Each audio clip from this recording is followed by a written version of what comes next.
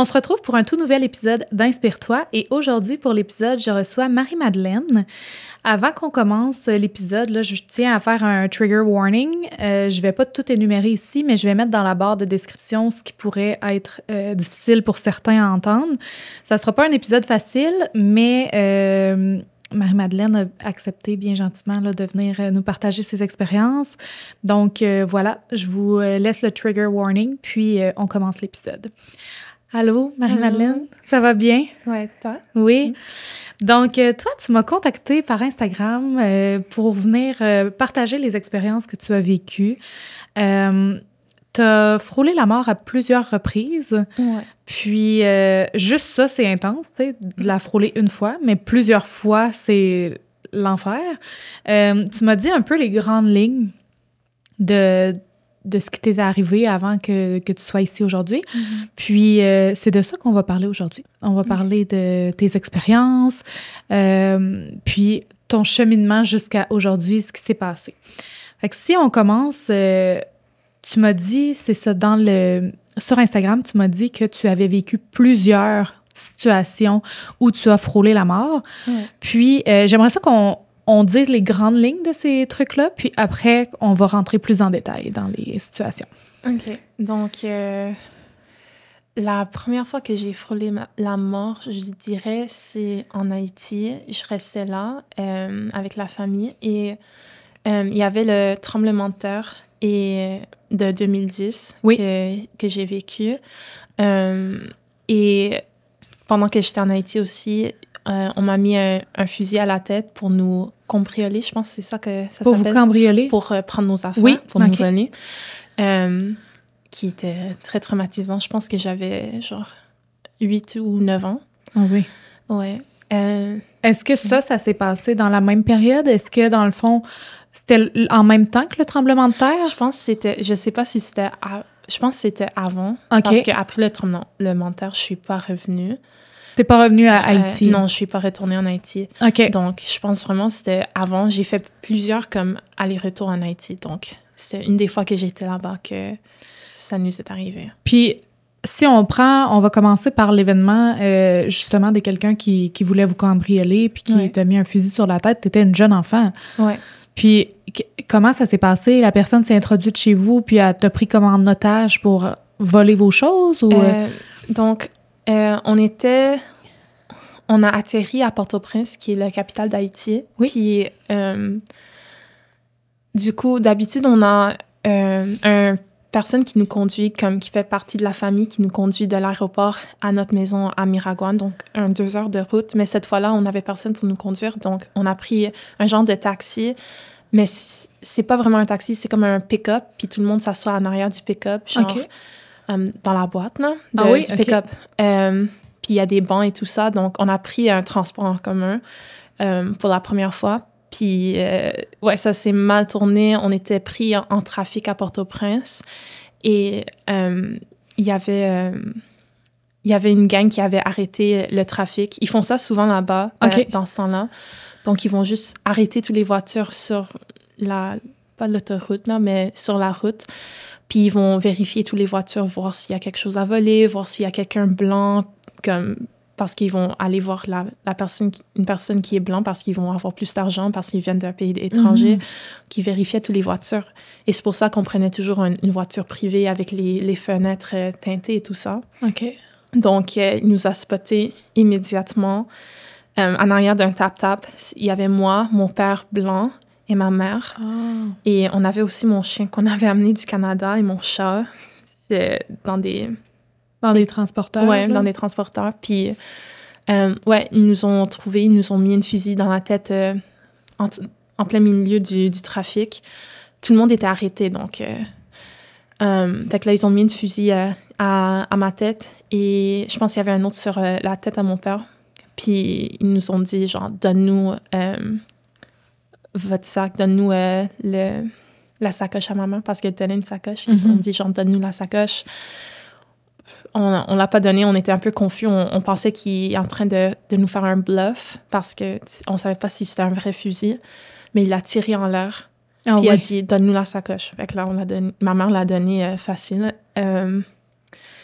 Et ouais, ils sont partis en courant. J'ai regardé autour de moi, j'étais en mode, mais pourquoi personne nous a aidés, genre? Oui. Mais je pense qu'ils sont juste habitués, puis ils veulent pas se mêler dans ça. Ils veulent pas être tirés non plus, donc...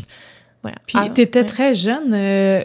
Comment, toi, t'as vécu ça à cet âge-là? Est-ce qu'au début, tu comprenais pas trop ce qui se passait ou t'étais vraiment traumatisée, t'avais peur? J'avais vraiment peur. J'ai su...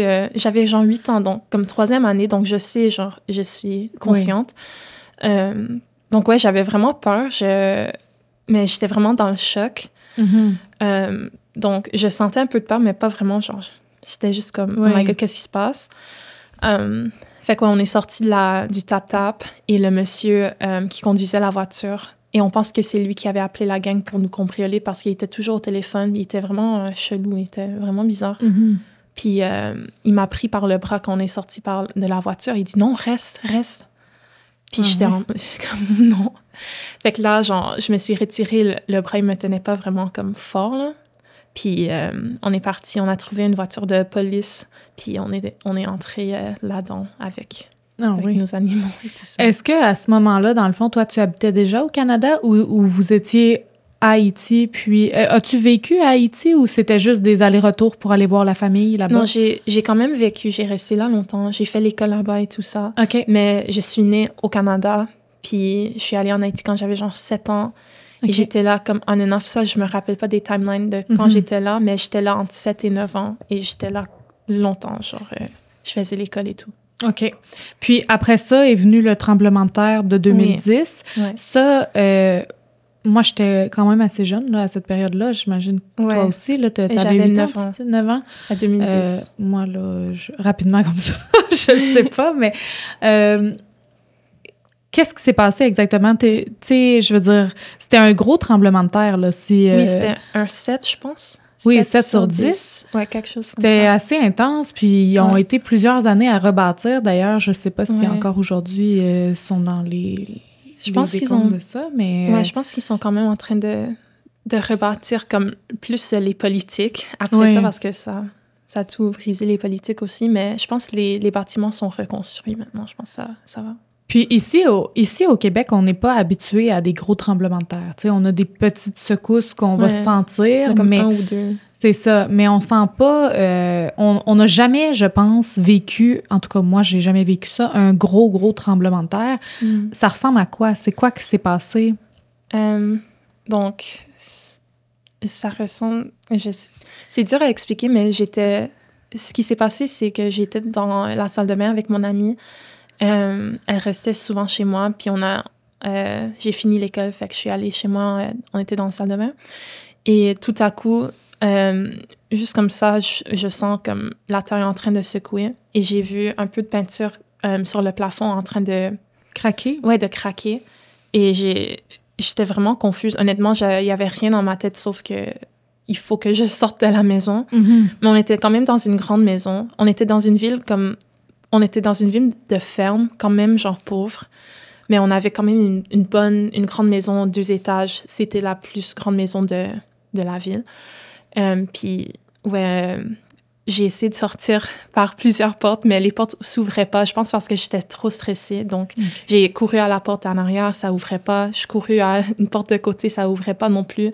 Puis, finalement, l'ami à ma mère est venue dans la maison nous prendre, moi et mon ami, et nous sortir de la maison parce que il voulait pas que ça tombe sur nous. Oui. Et on attendait, genre, il y avait des cris et genre tous les meubles étaient en train de secouer aussi dans la maison, des gros meubles. Donc, je dirais, j'avais peur, mais le peur était plus loin dans ma tête. Il y avait plus comme un choc, un filtre de choc. Puis là, quand on regarde ça, t'es rendu à 9 ans dans cet événement-là, puis t'as déjà vécu 2 trucs marquants dans ta vie. Le tremblement de terre, ça devait pas être facile parce que même si tu sors de la maison, le tremblement de terre a lieu quand même. Est-ce que par la suite, tu sentais que t'étais... Avais-tu des traumatismes? Est-ce que t'es revenu au Canada par la suite du tremblement de terre? Ou... Ouais. Donc, je suis retournée au Canada par la Croix-Rouge et la militaire. Oui, l'armée canadienne. L'armée canadienne. Et on est allé du coup à l'ambassade en Haïti canadienne. Puis ils nous ont laissé entrer. Ils laissaient, du coup, tous les Canadiens pouvaient entrer à l'ambassade pour rester dans les armées. Je sais pas où les camps de réfugiés. Oui, dans ces camps-là. Puis je suis restée là. J'étais en Haïti, je pense, pour 3 jours après le tremblement de terre. Je pense que je fais comme 1 ou 2 jours à la maison. Ensuite, j'ai resté peut-être 1 ou 2 jours au camp de réfugiés en Haïti, à dormir sur des lits armés, avec plein d'autres Canadiens, plein d'autres enfants. Puis, la Croix-Rouge nous a ramenés au Canada. OK. Mais mon père n'était pas là. Donc, c'était juste moi, ma mère et ma grand-mère, je crois, on est retournés. OK. Puis là, quand tu es arrivé au Canada, toi, dans le fond, quand vous êtes revenu officiellement, est-ce que après, vous avez passé un moment sans retourner là-bas ou vous êtes resté? On n'est jamais retourné. OK, vous n'êtes jamais retourné. Est-ce que une fois rendu ici, ce sentiment-là de peur puis de choc, t'as senti qu'il s'était estompé ou t'avais quand même des craintes que ça arrive ici? Te sentais-tu plus en sécurité?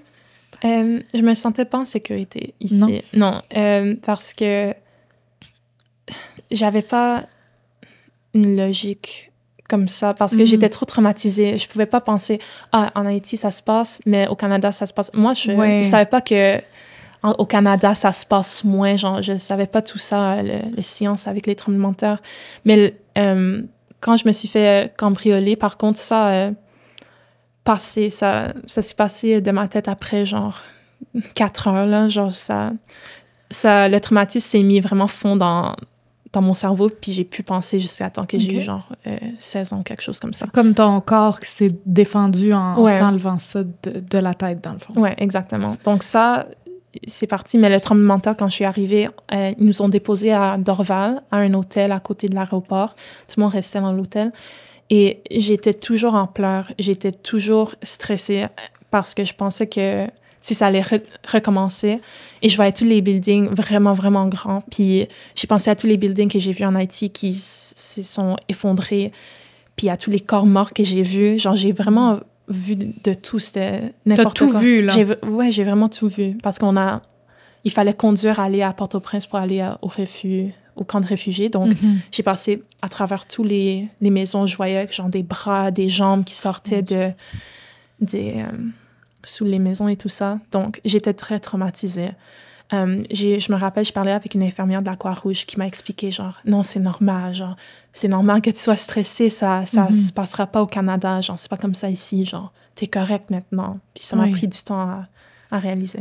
C'est sûr que pour un enfant, c'est très traumatisant. Est-ce que le fait que tu allais souvent en Haïti, puis que, justement, ta mère est haïtienne, est-ce que ta mère t'avait mis au courant que ce genre de choses-là arrivaient, comme les cambriolages, les tremblements de terre, versus ici? Tu sais, ici, on met pas vraiment en garde les enfants contre les tremblements de terre parce que ça n'arrive pas, mais est-ce que toi, t'étais au courant que c'était quelque chose qui pouvait arriver ou tu l'as appris à ce moment-là? Les cambriolages, on était habitués parce que quand on allait à Port-au-Prince, on savait qu'on pourrait se faire cambrioler. C'est comme normal là-bas, les cambriolages. Donc, quand on passait à Port-au-Prince, elle me faisait coucher sur le plancher de la voiture pour me cacher, pour pas qu'il voie qu'il y a quelqu'un avec une peau plus claire dans la voiture. Parce qu'il volait juste les touristes. Donc, il pensait que j'étais touriste, donc il faisait ça. Donc, la seule raison qu'on s'est fait voler en Haïti, c'est parce que cambrioler, c'est à cause de mon père et moi. Parce que mon père est blanc et moi, je suis light skin plus claire. Donc, c'est pour ça. Donc, j'étais très habituée avec les cambriolages. Genre, ça nous est arrivé seulement une fois parce qu'on ne s'est pas caché, mais j'étais très habituée. Les tremblements de terre, non. Non, jamais parlé de tremblements de terre de ma vie. Puis, tu savais, dans le fond, toi, que parce que tu as la peau plus claire, que les gens voulaient plus vous cambrioler? Ah oui? C'est une grosse pression pour un enfant, quand même, de sentir que sa couleur de peau a une instance sur sa sécurité. Ouais, j'ai pas pensé, mais ouais, c'est Quand on pense à ça une fois adulte, là, c'est intense. Ouais, que genre, la couleur de ma peau, ça peut être la différence entre si quelqu'un me kidnappe ou pas, genre, c'est terrible, quand même. Là. Ouais. Puis, c'est vraiment épouvantable. Puis là, si on se téléporte un peu plus loin, quand tu es revenu au Canada après le tremblement de terre, tu es arrivé ici avec la Croix-Rouge, et là, il y a eu un autre moment qui t'est arrivé. Je pense que tu m'as parlé, si tu es à l'aise encore une fois d'aller là, tu m'as parlé d'anorexie. Je crois que tu es tombée... explique-moi qu'est-ce qui s'est passé. Est-ce que ça a commencé quand tu étais jeune, plusieurs années plus tard? Qu'est-ce qui est arrivé? OK, donc avec l'anorexie, donc pour le timeline, 9 ans, retourné au Canada. Oui. Ensuite, on a déménagé en Ontario, puis on a déménagé au Québec. Donc, je restais au Québec quand j'ai été diagnostiquée avec l'anorexie. Comment ça a commencé? C'est que je me faisais beaucoup intimider à l'école. Toujours intimidée, genre en Ontario et au Québec. Donc, excuse-moi, juste, toi, dans le fond, au départ, t'es née en Ontario ou t'es née... Je suis née en Ontario, okay. J'ai resté en Haïti, je suis retournée en Ontario, puis je suis allée au Québec. OK, parfait. Fait que ta première langue, c'est l'anglais? J'étais à une école française en Ontario, donc c'est vraiment comme un peu les deux. Ouais. OK, parfait. Ton père, il parle anglais? Anglais, ouais. Okay. Et ma mère créole, français plutôt, et anglais. Parfait. Excuse-moi, continue. C'est juste pour me situer. Ouais, donc on était au Québec, puis je me faisais toujours intimider à l'école. Je me faisais intimider beaucoup parce que je parlais moins bien français, parce que la façon dont ils parlent en Ontario, c'est très différent que le québécois. Oui. Donc, ouais, je me faisais tellement, genre, toujours intimider, et surtout pour mon apparence et mon poids et tout ça, mes cheveux... choses comme ça. Et à la maison, ça se passait pas très bien non plus. Mon père, il travaille à l'étranger, mais mes parents sont toujours comme... Ils sont ensemble, mais ils travaillaient loin. Puis ça se passait pas très bien à la maison aussi. Ma mère était un peu... Elle me faisait un peu d'intimidation aussi par rapport à mon corps. Elle me faisait... Genre, elle voulait que je me pèse à tous les jours, voir si je prenais du poids. Elle me disait, genre, que personne me voudrait si je suis trop grosse, que les hommes me voudraient pas. Mais, genre, je pensais pas aux hommes, là. J'avais, genre, 12 ans. Mais c'est plein d'affaires comme ça. Puis je la voyais aussi, elle aussi, se peser, tout ça.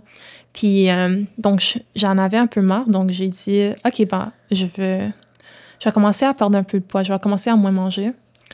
Et ma mère voyait ça, que je commençais à moins manger. Puis elle était genre, mais qu'est-ce que tu fais? Genre, t'es laide, genre, tu vas paraître pour un anorexique, genre, tu sais pas c'est quoi? Genre, c'est tellement dégueulasse, ces personnes anorexiques sont tellement laides.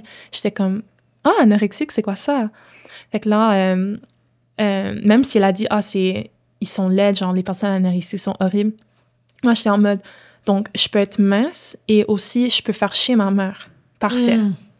Donc, je suis allée en ligne sur Tumblr, j'ai recherché comment être anorexique. Et j'ai vraiment juste comme suivi ça. Et au début, j'avais le contrôle. Je faisais les diètes que je voyais en ligne. Ils sont toujours ça, c'est sur TikTok maintenant. Des vidéos comme comment être anorexique et tout ça. Puis je suivais ça. Et de petit à petit, je commençais à perdre le contrôle. Et ouais, je commençais à vraiment perdre la tête aussi. J'avais peur de la nourriture. Il y avait un moment, j'avais peur de même boire de l'eau parce que j'avais peur de genre que ça se peut qu'il y ait des calories, du pâte à dents aussi, j'avais peur de ça, genre qu'il y ait des calories, de la nourriture, toucher de la nourriture, c'était tout ça. C'est terrible quand même parce que la pression de la minceur, là, malgré ce qu'on dit avec le body positivity, en ce moment, oui, il y a un beau mouvement, mais il y a encore beaucoup cette pression-là de la minceur, puis de toujours être parfait. Puis, dans ces années-là, justement, je savais qu'il y avait des blogs où est-ce que, justement, les anorexiques entre elles, les personnes avec un trouble du comportement alimentaire, s'encourageaient entre elles de pas flancher à manger ou quoi que ce soit. Mais je pensais pas qu'encore aujourd'hui, il y avait des vidéos sur ça pour encourager ça. Ça l'a juste changé de plateforme. Dans le fond, c'est rendu sur TikTok, mais dans tous les cas, c'est quand même terrible quand on pense à des choses comme ça. Puis toi, du haut de tes 12 ans, t'avais pas l'esprit pour penser à ces choses-là. Toi, tu pensais à ce que tu voulais avoir l'air, puis tu sais, dans le fond, c'était pas ton rôle à toi de comprendre que ça, c'est des comportements qui sont pas bons pour toi, mais que, tu sais, toi, tout ce que tu voulais, dans le fond, c'était le résultat. Ouais, je voulais juste que le monde arrête de m'intimider, puis je voulais que le monde me traite bien, du coup. C'est juste ça que je voulais. Mais oui, je comprends. Puis, qu'est-ce qui s'est passé, là? J'imagine que ça l'a fini par dégringoler, là. Oui, complètement. J'ai vraiment... Quand je dis que j'ai perdu la tête, j'ai vraiment, mais vraiment perdu la tête. Je faisais des attaques de panique tout le temps. Genre, si... Je pouvais même pas être trop proche d'une personne que je trouvais était en surplus de poids parce que j'avais pas... Genre, je commençais à faire des délusions parce que je mangeais pas. Genre, comment... Je peux pas penser correctement. J'étais tellement dans un délire dans ma tête. Je voulais pas être proche des personnes parce que je voulais pas que ça m'influence leur grosseur. Genre, je me suis vraiment perdue. Donc, comment ça s'est procédé après? J'étais à l'école, puis la travailleuse sociale de l'école m'a vue en train d'être tellement mince, puis je mangeais pas, puis j'étais toujours en train de pleurer. Fait que là, elle est venue me voir, puis elle m'a demandé, mais qu'est-ce qui se passe? Genre, elle n'a pas parlé de mon poids, mais genre, elle faisait des insinuations, puis finalement, je pense qu'elle a fait une plainte à la DPJ, puis la DPJ, à une travailleuse sociale, pas encore la DPJ, mais après ça, ils m'ont mis avec un psychologue, vraiment vite, ça s'est passé quand même vite, puis et un docteur aussi, puis ils m'ont dit que ça on est allé trop loin. Je pesais genre, je pense, au début, je pesais genre 115. Je suis très grande aussi. Je fais 6 pieds 1. Donc, dans ce temps-là, j'étais très grande. Donc, je pesais 115. Et là, avec la visite avec mon docteur, je pesais 75. Oh. Donc, j'étais vraiment os et peau. Genre, j'étais vraiment à bord de mourir. Puis, ils m'ont dit, genre, que je peux pas continuer comme ça parce que mes organes vont plus être capables de supporter, genre. Oui. Je ne pourrai pas vivre. Et j'avais plus de gras sur la peau, donc ça commençait à manger mes muscles. Donc, on me faisait mesurer ma masse musculaire aussi. Oui. Puis, c'était en train de dégénérer. C'était vraiment horrible. Je me souviens aussi, genre, je sentais mes organes sur mon ventre. Quand je pesais sur mon ventre. Fait que je refusais de prendre du poids. Fait qu'ils ont dit, OK, si tu vas pas prendre du poids, on va te forcer à prendre du poids, du coup. Donc, ils m'ont hospitalisée. Premièrement, à Saint-Hyacinthe, mais j'étais trop têtue. Ça me tentait pas de collaborer, donc ils m'ont mis au Douglas à Montréal. OK. Dans un genre de maison pour les jeunes avec des troubles alimentaires et des autres troubles. Puis avant de se rendre là au point d'aller à Douglas, est-ce que à un moment donné, parce que ta mère, au début, elle a fait un commentaire en disant « ben là, tu manges pas », mais entre ce moment-là et Douglas, est-ce que ta mère a essayé de faire d'autres interventions? Est-ce qu'elle essayait que tu manges, puis tu refusais? Comment ça se passait? Ouais, genre, je refusais toujours. J'allais pas manger. Elle voulais vraiment que je mange. Elle faisait, genre, mes repas préférés, tout ça. Et je me sentais mal, genre, elle essayait de m'aider. Elle cuisinait, puis j'étais genre, non, genre, je vais pas manger. Des fois, comme, je prenais l'assiette et j'allais dans le sous-sol, puis je donnais la nourriture aux chiens.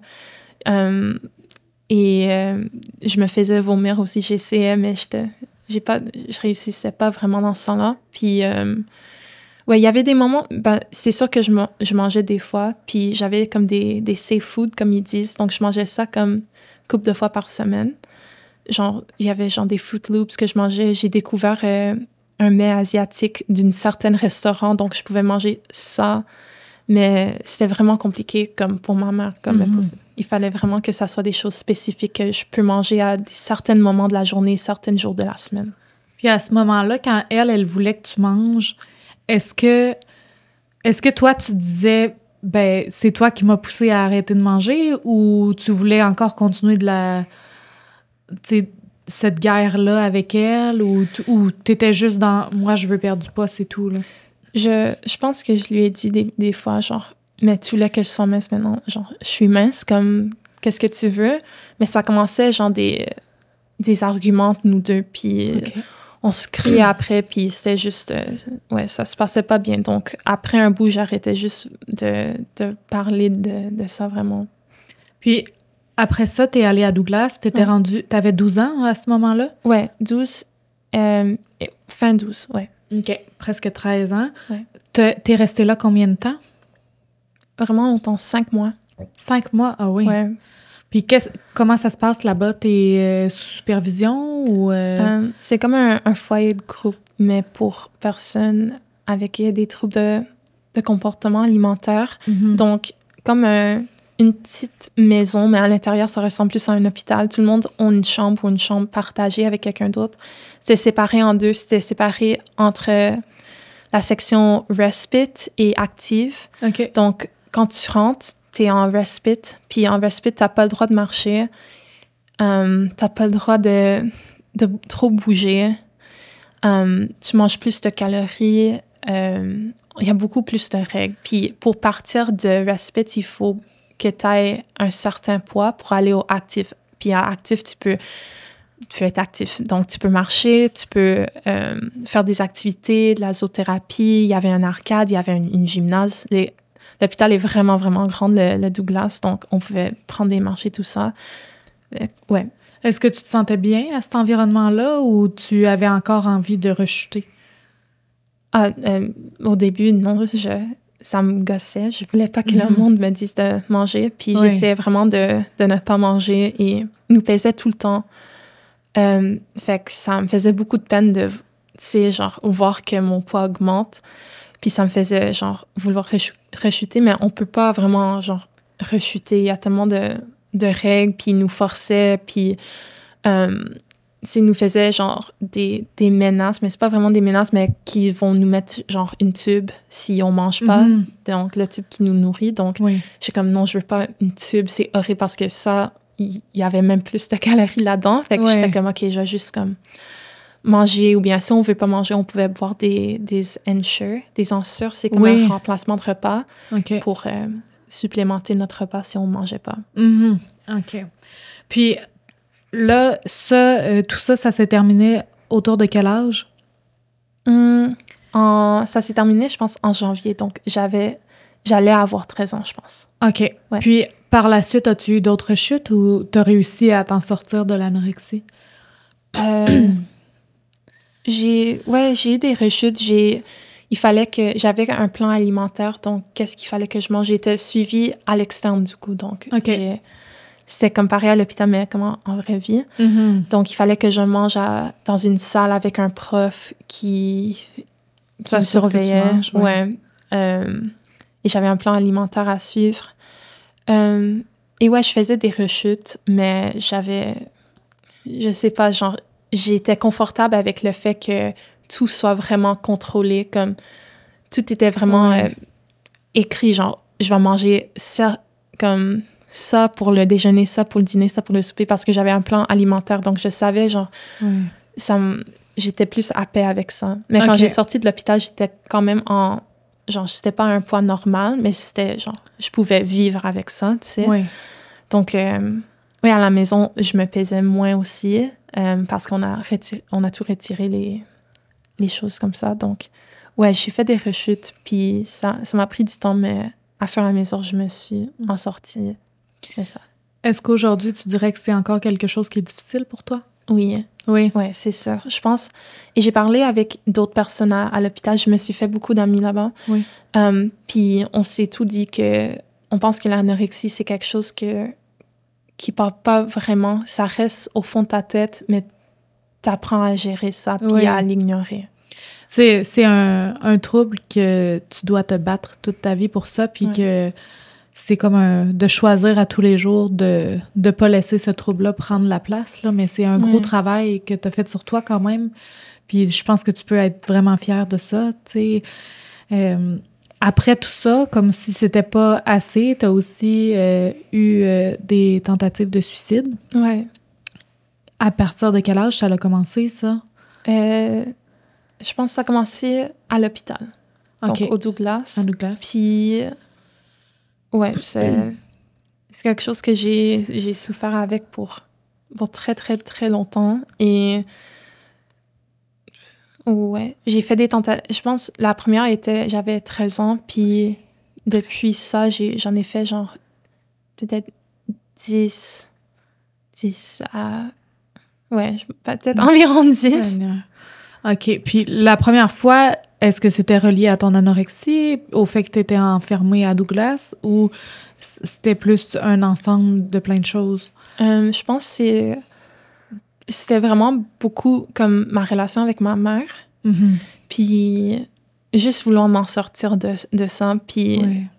on a fini par m'en sortir de ça, genre la DPJ s'est intervenue, puis je suis allée en foyer de groupe, mais il y avait toujours ça dans ma tête. Genre, j'avais beaucoup de traumatismes et j'avais beaucoup d'émotions, beaucoup de choses à gérer dans ma tête parce que je me suis tellement fait comme abuser pendant que j'étais enfant par ma mère. Donc, ouais, je voulais juste toujours m'en sortir quand il y a quelque chose qui se passe que j'aimais pas. Genre, j'étais juste comme, c'est ça la solution, je veux juste partir. Mhm. Puis, j'avais aussi un TPL, donc ça aidait pas. Donc, j'avais des fluctuations. Fluctuations? Oui, oui, des d'humeur. émotions qui fluctuaient, oui. Ouais. Puis là, c'est ça, tu sais, dans le fond, avec tout ça, là, tu dis que tu es allée en foyer de groupe. Oui. C'est quoi la différence entre un foyer de groupe et une famille d'accueil? OK, donc une famille d'accueil, c'est comme une famille, donc une femme ou une personne normale, pas formée, juste quelqu'un de tous les jours qui prend des enfants dans leur propre maison. Mm-hmm. Un foyer de groupe, c'est comme un genre d'appartement ou une maison plus grande gérée par des intervenantes, plusieurs intervenantes. Donc, il peut y avoir 10 intervenantes qui prennent des chiffres. Donc, c'est eux nos parents. Mm-hmm. Genre, mais ils font pas semblant d'être nos parents non plus. Ils sont juste des intervenantes. Donc, ouais, c'est juste des personnes bien formées pour nous aider. Pour vous accompagner avec tous ces traumatismes-là. OK. Puis est-ce que par la suite, tu es allée en famille d'accueil ou tu as toujours été en foyer de groupe? J'ai vécu avec une seule famille d'accueil, mais ça n'a pas duré trop longtemps.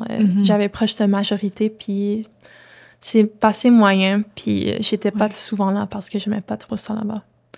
La majorité des expériences que tu as vécues se sont tous passées avant que tu aies 18 ans? Oui.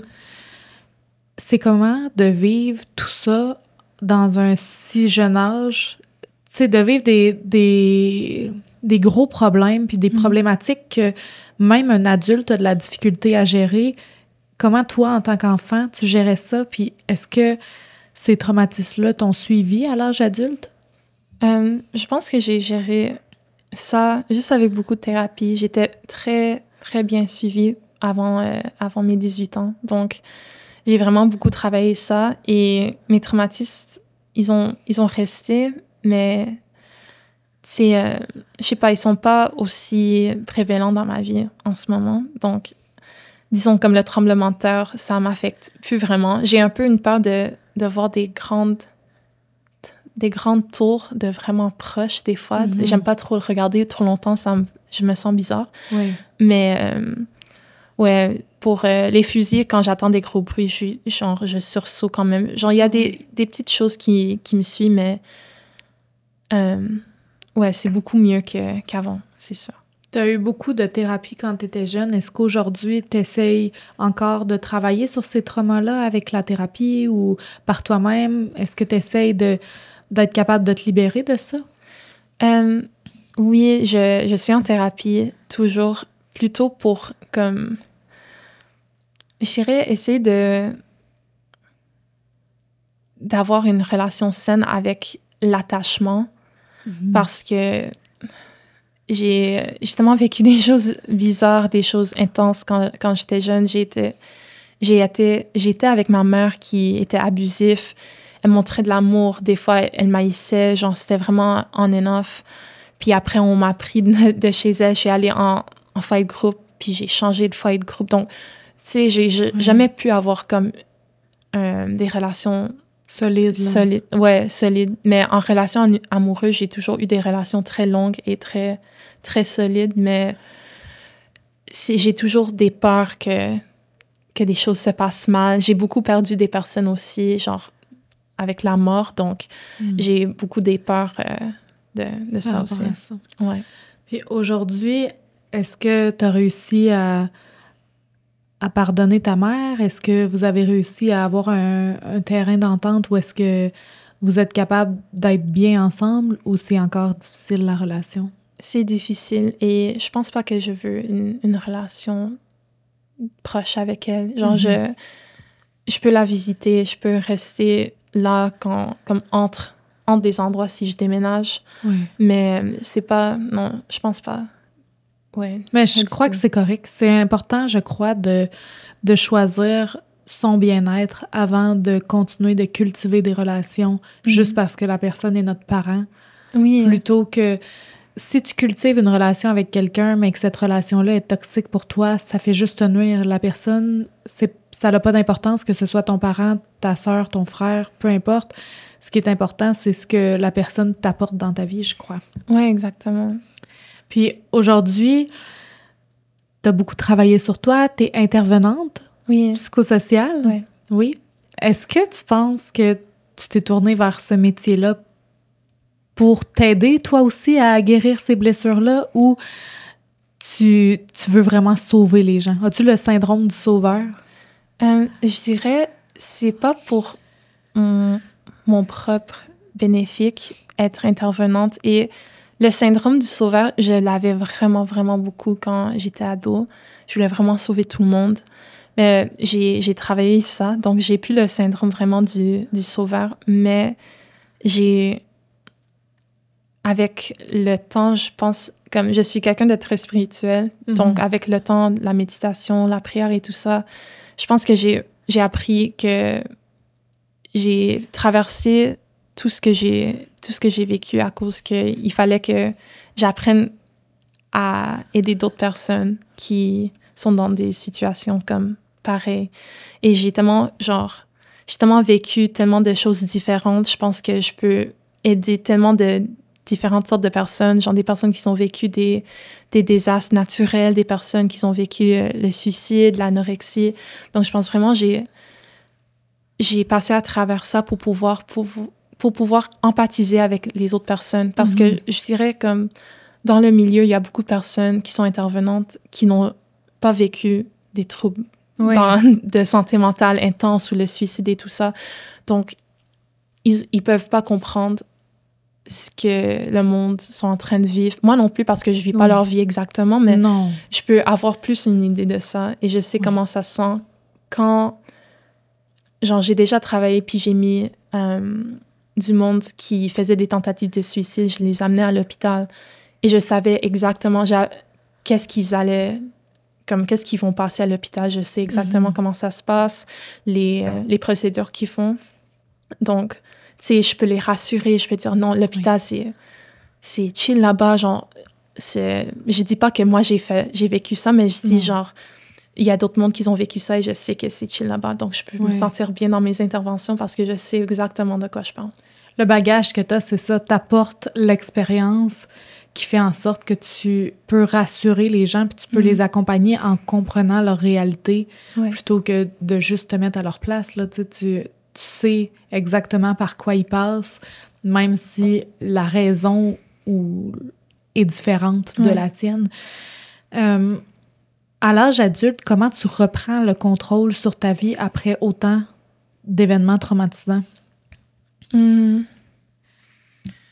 pense que j'ai jamais dû vraiment comme reprendre le contrôle de ma vie. Je pense que ma vie a pris le contrôle un peu plus quand on m'a pris de chez ma mère. Okay. Après ça, genre, tout était quand même chill, même si je faisais genre des tentatives et tout ça, mais en général, tout se passait bien. En âge adulte, je trouve ça difficile quand même en grandissant, d'avoir des amis à cause que je dirais que j'ai grandi trop vite et j'ai tellement vécu de choses tellement genre rapidement comme avant ma majorité. Donc, en parlant avec le monde, genre, ça paraît vraiment la différence de réalité qu'on vit. Puis, c'était difficile en temps de relation avec les personnes, mais ça s'est bien passé. Ma vie, j'ai repris en contrôle grâce aux thérapies et aux docteurs et tout le monde qui m'ont aidée. Est-ce que c'était d'emblée que tu avais envie d'aller à l'école pour faire ton cours en intervenante ou tu t'es allé plus tard, puis au début, tu savais pas trop ce que tu allais faire de ta vie? Non, je savais toujours ce que je voulais faire. Je suis très passionnée et ambitieuse, donc j'ai toujours su que je voulais aider le monde. Je savais juste pas comment, comme quel cours prendre et tout ça. Je voulais être neuropsychologue, je voulais être psychologue, mais il y a trop de temps à l'école, donc ça me tentait pas. Genre, c'est comme 10 ans à l'école.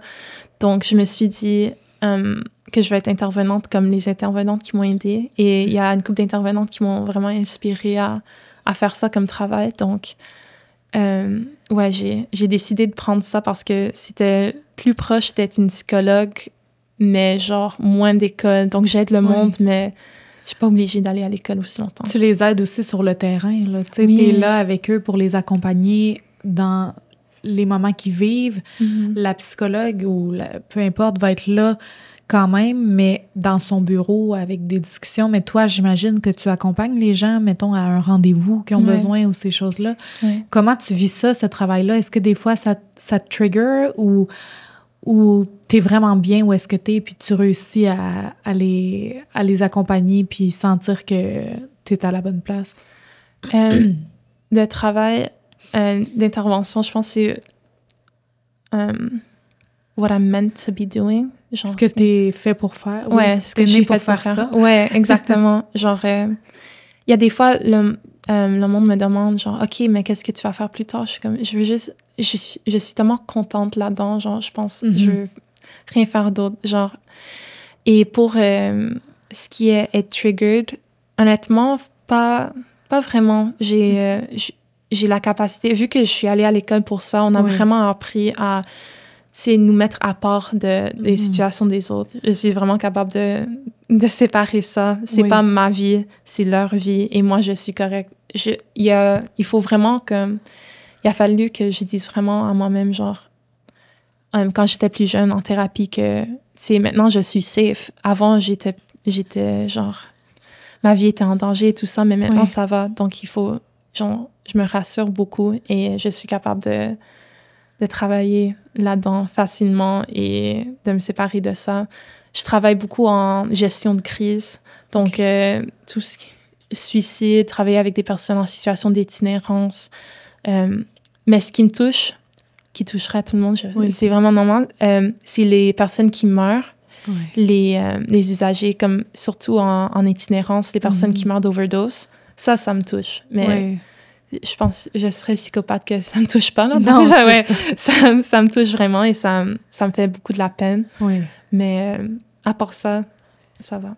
Mais c'est bien quand même que tu aies réussi à faire cette séparation-là de ta vie et de ton travail parce que si tu veux être capable de bien aider les autres, tu peux pas te laisser ébranler par chaque situation que tu vis. Il faut que tu sois là pour pouvoir les épauler puis être leur soutien. Pas pleurer avec eux, là. Ouais, exactement. Ouais, je voulais vraiment être sûre que je me mets pas dans la situation. Et je pense que le monde pense souvent ça en thérapie, que « Ah, mais comment est-ce que... genre, comment toi, tu te sens? Comment, genre, toi, tu prends ça? » Même moi, genre, en thérapie, je pense les intervenants, on se sépare vraiment de la situation comme si, genre...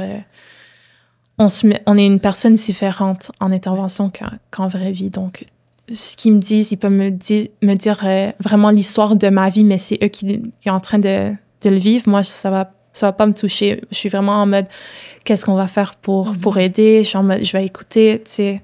Je pense pas à moi-même dans ces moments-là. Puis dans ta vie personnelle, depuis que tu as l'âge adulte, puis que justement tu as trouvé ton travail, tu as trouvé un travail qui te passionne, est-ce que tu penses que ça l'a aidé à bâtir des fondations solides pour créer une vie où est-ce que tu te sens mieux que tu te sentais dans, si on peut dire, ton ancienne vie, là, quand tu as vécu tous ces traumatismes-là? Ouais, ça m'a aidé à bâtir une meilleure vie. Faire quelque chose qui me passionne à tous les jours et vraiment aider le monde, c'est quelque chose qui me passionne. Comme quand je rentre au travail, comme je suis excitée d'entrer au travail, j'ai hâte. Donc, je pense, ça m'a vraiment aidé. Aussi, trouver l'espoir dans le monde aussi. Voir qui le monde sont vraiment au fond d'eux. Voir l'humanité dans les gens, ça me touche vraiment. Parce que sais, dans la vie de tous les jours, si tu sors ou tu vois des amis, il y a toujours une carapace, mais pouvoir comme leur voir sans carapace, genre, je réalise vraiment que on est tous pareils, puis on veut vraiment tous la même chose. On veut juste tous être aimés, on veut avoir un toit, on veut être nourris, genre, on veut juste tous être aimés, puis c'est ça m'inspire beaucoup.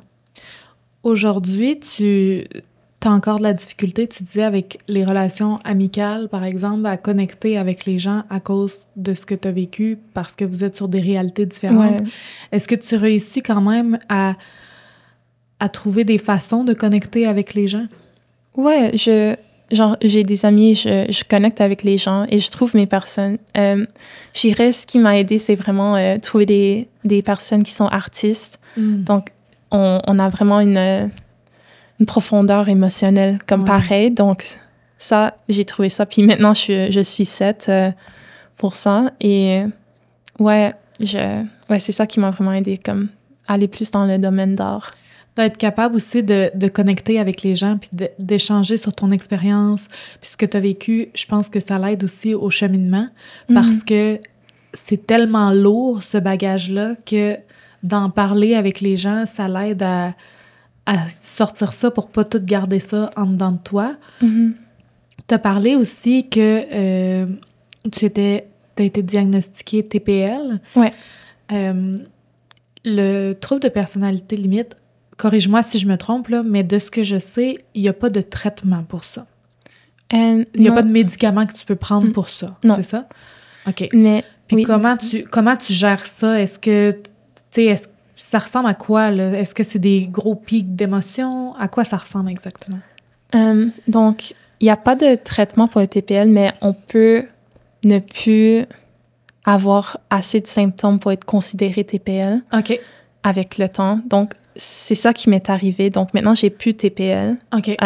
Depuis que j'ai, je pense, 21 ou 22 ans. OK. Donc, on a retiré la diagnostic, puis je suis plus dans la clinique de TPL comme pour des suivis et tout ça. Donc, j'ai pu passer à travers ça. Mais ça ressemble à quoi? C'est un trouble d'attachement le plus. C'est beaucoup... ça a beaucoup de lien avec les attachements qu'on fait. Donc, et ça vient... C'est causé... On ne sait pas exactement la cause, mais souvent, c'est à cause des traumas en enfance qui a lien avec l'attachement. Donc, disons, un parent qui est, genre, froid et chaud. C'est un parent qui est toujours parti, un parent qui est abusif, un parent... c'est quelque chose comme ça ou d'autres traumatismes en enfance. Donc, c'est pour ça que j'étais la candidate parfaite pour ça, parce que j'ai vécu tellement de traumatismes en enfance. Oui. Donc, on dirait que mon cerveau était toujours en mode survie ou en mode, genre, il y a quelque chose qui va se passer. Genre, hyper vigilance tout le temps. Et on dirait que j'étais jamais neutre. Tu sais, quand tu vis ta vie, t'es neutre. Des fois, t'es pas contente ou triste. Moi, quand c'était le pire, j'étais toujours juste tellement contente ou vraiment, vraiment déprimée. Je voulais mourir. Et à chaque fois qu'il y avait quelque chose qui se passait mal, c'était immédiatement, je veux mourir. Genre, ça doit même pas être intense, genre, gros comme problème, juste comme avoir un... Je sais pas, si je fais un test à l'école puis j'ai pas une bonne note, je dois mourir. Puis c'est vraiment intense parce que tu ressens vraiment cette envie-là. Tu ressens vraiment des émotions tellement intensément quand ça reflète pas vraiment la réalité de la situation. Donc, j'ai pris des médicaments pour toute ma vie, depuis 12 ans, pour ça, pour l'humeur. Oui. Mais maintenant que ça commence à mieux aller, je diminue parce que l'humeur est plus stable. L'humeur est stable. C'est sûr que c'est ça, de vivre tout ça, c'est pas facile, mais en plus d'ajouter, c'est ça, les traumas aux situations que tu avais vécues, plus le TPL, ça faisait beaucoup. Aujourd'hui, tu dirais, c'est ça, tu n'as plus le diagnostic parce que tu contrôles mieux ces choses-là? Tu as plus travaillé sur toi pour pouvoir contrôler ça? Ou... c'est même pas une question de contrôler. C'est pas comme l'anorexie où que c'est toujours là dans ma tête. Je suis pas comme en train de contrôler mes émotions, comme je les sens. Genre, non, je suis comme... avec le temps, ça a juste décliqué dans ma tête. Avec le temps d'être, tu sais, être en paix, Oui. habiter tout seul, faire une job que j'aime, apprendre, aller à l'école, apprendre quelque chose que j'aime, juste être en paix et méditer et genre voir des amis et trouver ma spiritualité. Ça m'a juste aidé et avec, au fur et à mesure, je perdais des symptômes, puis maintenant, c'est relax. Je pense que tout ce que tu viens de nommer, ça l'a aidé beaucoup ton cheminement aussi. Rajoutons ça à la thérapie. Oui. C'est quand même des choses qui ont fait en sorte qu'aujourd'hui, t'es capable, je pense, là, de dire que t'es bien puis que t'aimes ce que tu fais. Comment on passe aussi de faire plusieurs tentatives de suicide, avoir envie de mourir à plusieurs reprises, puis finalement se raccrocher à la vie? Ouais, c'est quelque chose qui est vraiment difficile. Et je dirais vraiment juste... Avec ça, c'est la spiritualité qui m'aide plutôt. C'est vraiment comme... Je suis pas catholique, je suis pas vraiment une religion spécifiquement, mais je crois en Dieu. Puis je pense juste comme prendre le temps de savoir que tout ce qu'on est en train de vivre, genre on est fait pour vivre ça, puis il y a rien qu'on vit dans la vie qu'on n'est pas capable de surmonter. Puis, tu sais, je suis tellement en amour avec la mission que j'ai pour la vie, comme aider le monde. Je veux pas les laisser tomber. Et je veux pas laisser mon younger self tomber non plus, comme qui j'étais quand j'étais jeune. Je vois des photos de moi quand j'étais enfant et je suis comme, non, je vais pas la laisser tomber. Tu sais, je fais ça pour elle. Genre, j'aime faire des choses comme m'acheter une crème glacée, quelque chose que moi, comme quand j'avais 8 ans, aurais aimé, tu sais, faire des choses pour elle parce que, genre, elle a pas eu la chance vraiment d'être contente et je vais être contente pour nous deux. Oui. C'est beau ce que tu dis, mais je pense que